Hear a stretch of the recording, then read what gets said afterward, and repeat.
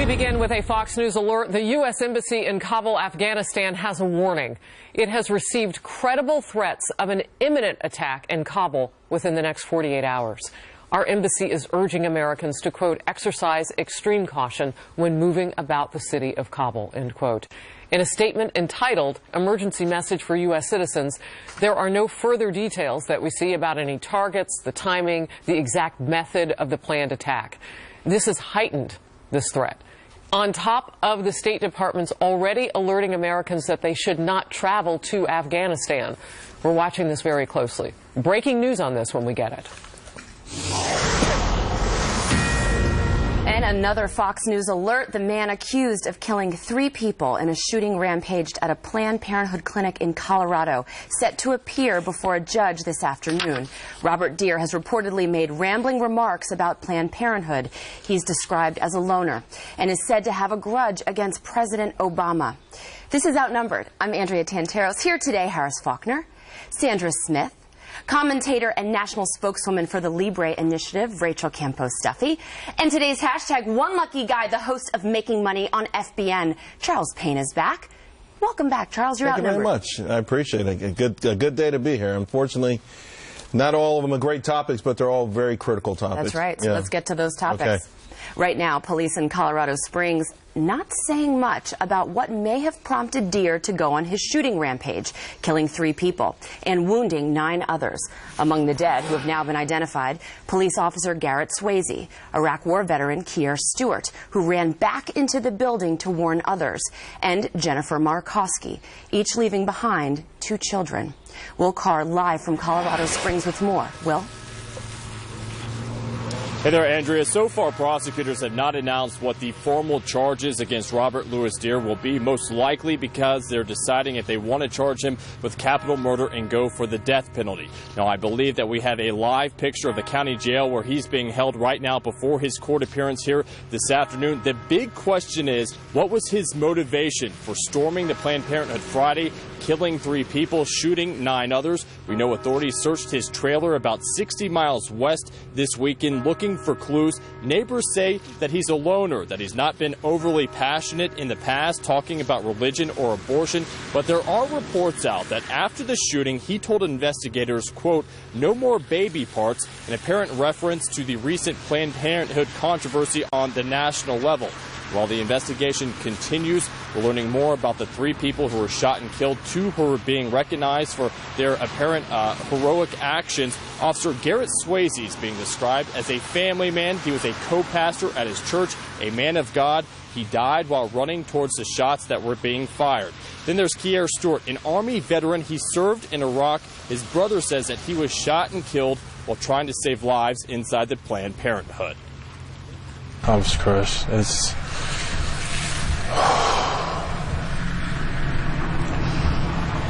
It was unreal. It's just about 400, almost a 500,000 people here, and it happened to be my brother out of all these people, random. Then there's Jennifer Markowski. She was a stay-at-home mom dedicated to her family, according to those who loved her. 3 lives lost, and now 3 families waiting for the suspect to make his first court appearance a little bit later here in Colorado Springs. Andrea. All right. Thank you, Will. Amid the tragedy in Colorado, it did not take long for the finger-pointing to begin, even while the shootings were still going on. Planned Parenthood blaming the right and Republicans for a, quote, toxic environment. We've experienced so much hateful language, hateful speech.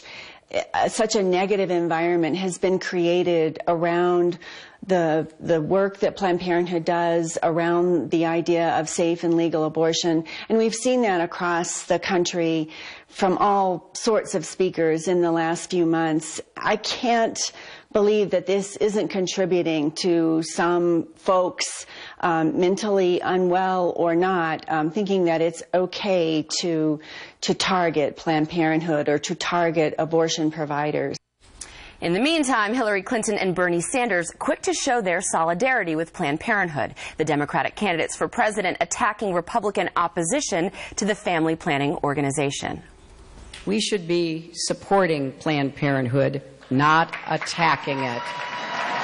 And in Congress and on the campaign trail, Republicans who claim they just hate big government are only too happy to have government step in when it comes to women's bodies and health. I am running for president because in these difficult times, against vitriolic Republican rhetoric, we must protect a woman's right to choose.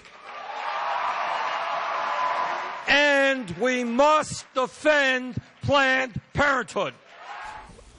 On the Republican side, heated reaction. Mike Huckabee and Carly Fiorina blasting what they see as a quick rush to judgment and a rush to cast blame on the pro-life movement. What he did is domestic terrorism, and what he did is absolutely abominable, especially to those of us in the pro-life movement, because there's nothing about any of us that would condone or in any way look the other way at something like this. We're not going to have the kind of language that you heard from John Kerry, where he talked about legitimizing or rationalizing terrorist actions. There's no legitimizing, there's no rationalizing. It was mass murder.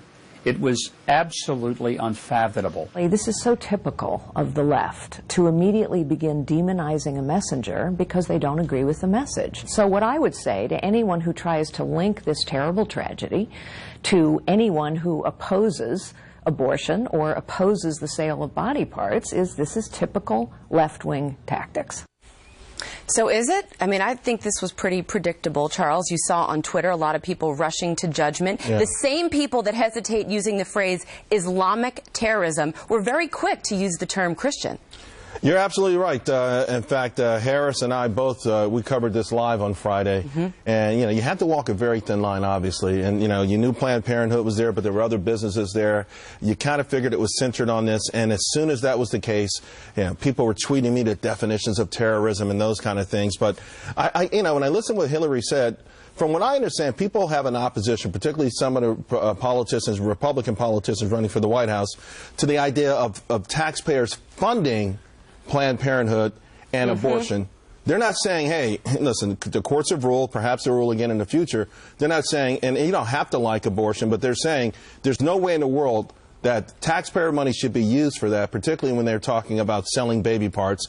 And that's neither one, Bernie Sanders or Hillary, those clips we saw, both very disingenuous, and that's what stokes these flames of hatred and anger. And it was quite the leap, too, as you point out, to talk about a shooting and then link that somehow to women not being able to get abortions. Harris, you were on this story from the minute it broke in the Fox News desk, and you stayed with me. I know you stayed with Charles. I was filling in for Greta Van Susteren, and when you and I were doing the news, they got the guy. But at the same time, I'm waiting to go on air. But Paris, they were not releasing information, and yet people had already jumped to conclusions, and they were indicting an entire religion, Christian, white, Republican, before we even got details. You know, and then you had what I consider kind of the reflexive for Democrats. They've shown that they'll talk about gun control almost immediately, so you had that as part of the conversation, too. But it was my job on the air to cover the news, and a couple of things were happening.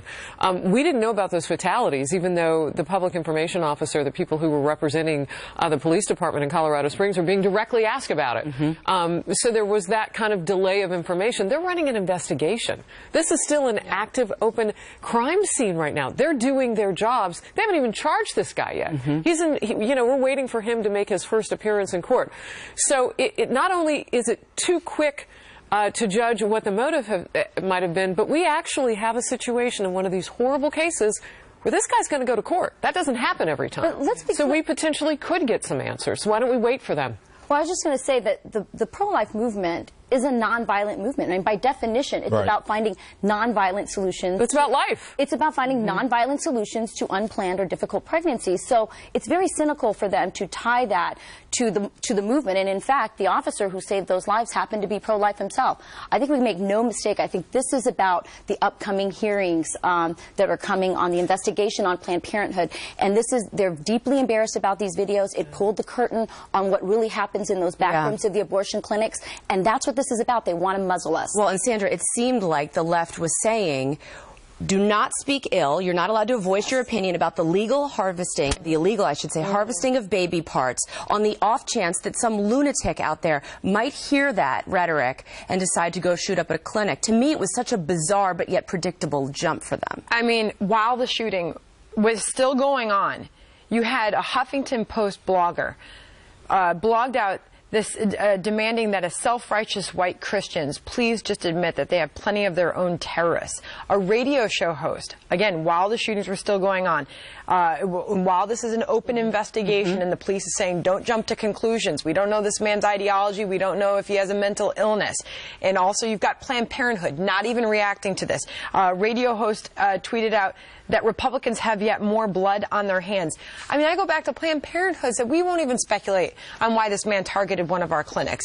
It was amazing, the rhetoric that was coming out of the left immediately, and really harsh. That's a really critical point, because very early on we heard from the president and CEO for the Rocky Mountain Planned Parenthood, who actually said the very thing that Sandra just said, that the concern was for the people huddled inside bathrooms, trying to stay away from a killer inside that building.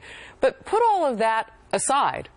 We talked on the air live with witnesses who were huddled inside of a nail salon 100 yards away. They thought this started as a bank robbery, because as you saw the video, at first it looked like they were going to go into the chase. How could anybody at that point? The bloggers were already gone. Yeah, how do you jump to a conclusion at that point? Well, now they've jumped to the conclusion, Charles, and it's political season, and this checks 3 boxes for liberals, right? Instead of going after Islamic terrorism, they can try and say that there's now this ongoing threat of Christian terrorism. They can talk about gun control. They can talk about abortion, their favorite issues. But how can you conflate a murderous cult, Islamic cult, terrorizing the Middle East and the United States and any Western country, and some crazy man? Well, they're terrorizing the world.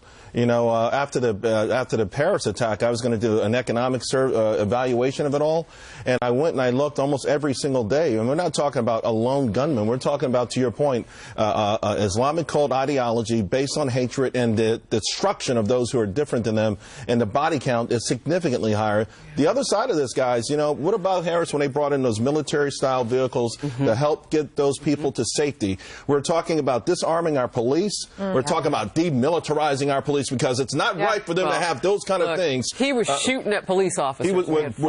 And also, what if more people had guns there, guys? What if people could have defended themselves?